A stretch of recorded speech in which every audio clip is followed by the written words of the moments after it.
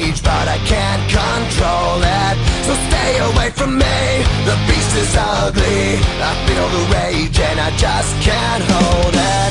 It's scratching on the walls, in the closet, in the halls. It comes awake and I can't control it. Hiding under the bed, in my body, in my head. Why won't somebody come and save me from this? Make it end.